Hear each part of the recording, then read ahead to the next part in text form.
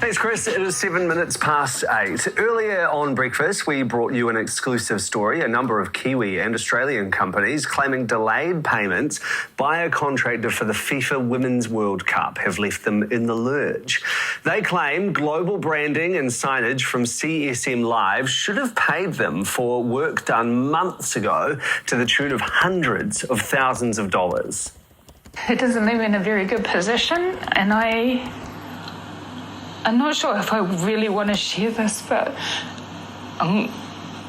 it looks like I'll have to close up. We need to make it clear here that FIFA itself isn't being blamed, but dealing with overseas companies can be tricky, especially when it comes to contracts and disputes over payments. So how can New Zealand firms better protect themselves? We're joined now by Massey University global trade law expert, Professor Jens Mueller. Jens, thank you so much for coming back into our studio. I really appreciate it. You would have seen that story earlier. How common is this kind of situation? Do we often get cases like this? Look, we are a trading nation. We don't manufacture much, so doing contracts across borders happens every day. We are a country that buys in from overseas. We sell overseas, so relationships with your overseas partners need to be structured properly. And from time to time, it clearly happens that there are some breakdowns. This is not really a legal issue. This is more a governance issue of how you manage risk. And clearly, if you started out with a contract with an overseas party, the best thing would be is they pay you up front in New Zealand dollars. And that's it, right?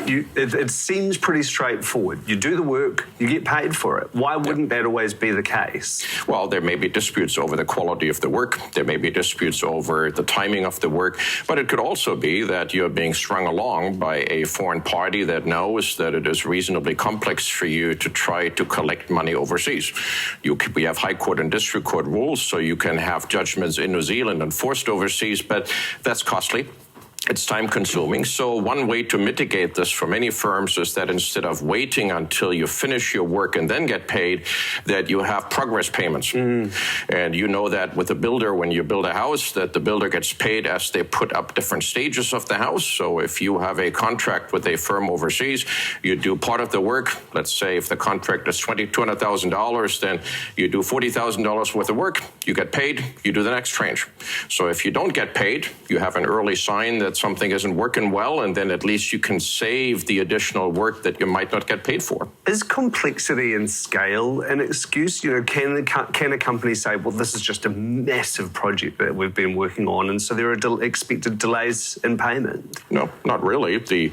We have big projects. Fonterra is a big company. They make big arrangements, buying farms, supplying product. Many companies in New Zealand have expensive contracts overseas, and you do that usually with partners who have the ability to pay.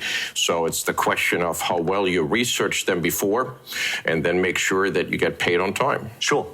So how can you protect yourself? Because, you know, as you say, there are plenty of overseas contracts, big overseas contracts that New Zealand businesses will be involved in. Due diligence. Check out who you're dealing with. Make sure that there is a history of that company having dealt with similar contracts before.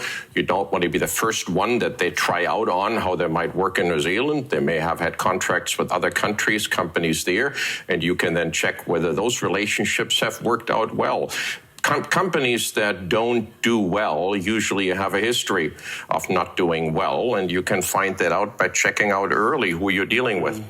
Do people sometimes get caught up in the excitement of doing a big deal with a big overseas company? Absolutely. And look at this as FIFA in this case that we're talking about. So you have a global organization. You would just be absolutely tickled pink to go there and be part of that. So it might well be that the normal risk assessment that a board would do is somewhat overshadowed by the excitement of we want to be part of this. And it could well be that you get brand value out of being associated with a big international project that you might want to use later on for your own customers. So it might well be that the value is not just the money that you bill out for your service, but also being affiliated. Right. Just to be clear, we've spoken to FIFA. They say they had absolutely no knowledge of these payments not being made. But I did want to check out on what happens in terms of a legal jurisdiction, because you're dealing with an overseas company. If you do have disputes, you know, you're your invoices haven't been paid, where do you go? Who do you talk to? Well, you can go to court in New Zealand. The court doesn't do debt collection, but usually there's a dispute somewhere where the other firm says you didn't do what you're supposed to or you didn't do it on time. So you have to serve that company. You can then sue them in New Zealand. You can then, based on the High Court or District Court rules, have that certified for service overseas. Look, this is doable. It's a lot of money. It's a lot of time. And managers should be in business of managing, not being in court. So this is probably an issue of not having done the work early enough of identifying who you deal with and then making sure you compartmentalize the risk. Yeah. So your advice is obviously about due diligence in the first instance, but if you do get caught up in a situation like this, what would your advice be to these companies? You get legal advice. You make sure that you don't do this again. And I will guarantee you that the contract that people in New Zealand sign often is one that has a jurisdiction somewhere overseas. And who wants to go to Alabama and sue there? So China. So you normally would try to rewrite the contract so it had at least some fairness involved where you can say this is a New Zealand law that applies. We can litigate that in New Zealand. Mediation. Where will it happen? Who is responsible for that? Many of these kinds of issues are mediated and then done away with. They don't require to go to court because the facts are quite clear. You wanted the work. We did the work. Now where's the money? Jens, you've been a fantastic guest. Thank you so much for coming in. That's Professor Jens Mueller, the global trade law expert from Massey University. Thanks for having me.